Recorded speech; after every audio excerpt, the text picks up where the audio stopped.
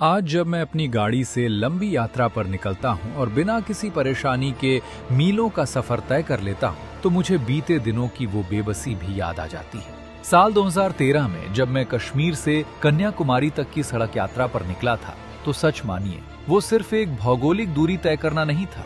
मेरे लिए और हम जैसे हर यात्री के लिए वो देश की कमजोर व्यवस्था के कारण एक अत्यंत जटिल और कष्टदायक परीक्षा देने जैसा था। मुझे अच्छी तरह याद है, कांग्रेस की सरकार में कश्मीर से कन्याकुमारी को जोड़ने वाला भारत का सबसे लंबा राष्ट्रीय राजमार्ग यानी NH-44 जगह जगह से टूटा हुआ था, जहां हमें संकरी सड़कों और अंतहीन ट्रैफिक जाम से जूझना पड़ता था। विशेषकर जम्मू कश्मीर के पहाड़ी मार्गों पर सफर करना पूरी तरह मौसम की मर्जी पर निर्भर था। हल्की सी बारिश या बर्फबारी हुई नहीं कि भूस्खलन के कारण ये रास्ते कई दिनों तक बंद हो जाते थे। तब ऑल वेदर कनेक्टिविटी जैसी कोई चीज नहीं थी और हम जैसे यात्री अक्सर बीच रास्ते में ही बेबस फंस जाते थे। उस दौर में 30% हाईवे सिर्फ 2 लेन वाले थे। पूरे देश में राष्ट्रीय राजमार्गों की कुल लंबाई केवल 91,287 किलोमीटर थी और सड़क निर्माण की रफ्तार कछुए की चाल जैसी यानी मात्र 11.6 किलोमीटर प्रतिदिन थी। पूरे सफर में 4 लेन की सड़कें लगातार मिलती ही नहीं थी, क्योंकि तब देश में 4 या उससे अधिक लेन वाले कुल हाईवे सिर्फ 18,278 किलोमीटर ही थे। लंबी दूरी तय करते वक्त हमारी गाड़ियों को शहरों के भीतर से संकरे बाजारों और बंद रेलवे फाटकों से होकर गुजरना पड़ता था, जिससे यात्रा की रफ्तार थमी सी रहती थी और एक्सप्रेसवे का तो जैसे अस्तित्व ही नहीं था। पहले की सरकारों के पास इंटर स्टेट रोड कनेक्टिविटी को लेकर कोई स्पष्ट विजन नहीं था, जिससे हमारी यात्रा बेहद जटिल और परेशानी भरी बन जाती थी। लेकिन आज 2026 में जब मैं उसी कश्मीर से कन्याकुमारी की यात्रा पर दोबारा निकलता हूं, तो स्थिति पूरी तरह बदली हुई पाता हूं।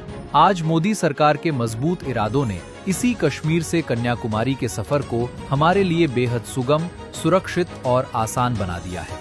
इस सफर का सबसे कठिन हिस्सा यानी जम्मू कश्मीर का वो पहाड़ी क्षेत्र अब पहले की तुलना में कहीं अधिक सुगम हो चुका है। जब मैं वहां से गुजरा तो देखा कि मोदी सरकार द्वारा बनाई गई चेनानी नाशरी टनल और बनिहाल काजीगुंड टनल जैसी आधुनिक सुरंगें तथा जोजिला टनल जैसी बड़ी परियोजनाएं भी तेजी से आगे बढ़ाई गई हैं, जिससे इस पूरे पहाड़ी क्षेत्र की कनेक्टिविटी मजबूत हुई है और अब हर मौसम में यात्रा अधिक सुचारू हो गई है। हमें शहरों के बीच फंसना नहीं पड़ा, क्योंकि भारतमाला परियोजना और PM गतिशक्ति मास्टर प्लान के अंतर्गत इतने उत्कृष्ट बाईपास, रिंग रोड और आर्थिक कॉरिडोर विकसित किए गए हैं कि गाड़ियों को शहरों के भीड़भाड़ वाले हिस्सों से गुजरना नहीं पड़ता, जिससे हमारा समय भी बचता है और लॉजिस्टिक्स लागत में भी भारी कमी आई है। इतना ही नहीं, इस लंबी यात्रा को आरामदायक बनाने के लिए हाईवे पर हर 40 से 60 किलोमीटर के अंतराल पर आधुनिक वेसाइड एमिनिटीज, स्वच्छ फूड कोर्ट, मेडिकल सहायता और EV चार्जिंग स्टेशन विकसित किए जा रहे हैं। आज अगर आप अपनी EV यानी इलेक्ट्रिक व्हीकल से भी कश्मीर से कन्याकुमारी जा रहे हैं, तो भी आपको कोई समस्या नहीं आएगी, क्योंकि EV चार्जिंग स्टेशनों के इस जाल ने प्रदूषण कम करने के साथ साथ हमारे सफर को भी बेहद आरामदायक बना दिया है।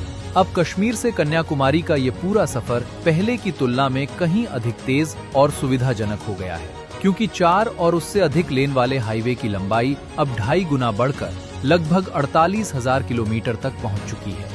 2014 से पहले का भारत जहां कमजोर हाईवे व्यवस्था से जूझ रहा था, वहीं आज का नया भारत एक भव्य एक्सप्रेसवे युग में प्रवेश कर चुका है।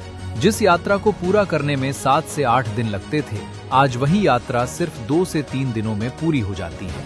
सच कहूं तो 2014 से पहले कश्मीर से कन्याकुमारी की वो दुर्गम यात्रा सरकारी व्यवस्था की सीमाओं को दर्शाती थी, लेकिन आज मोदी सरकार में वही यात्रा देश के सड़क अवसंरचना विकास और बेहतर कनेक्टिविटी की एक अद्भुत गौरव गाथा को सामने रखती है।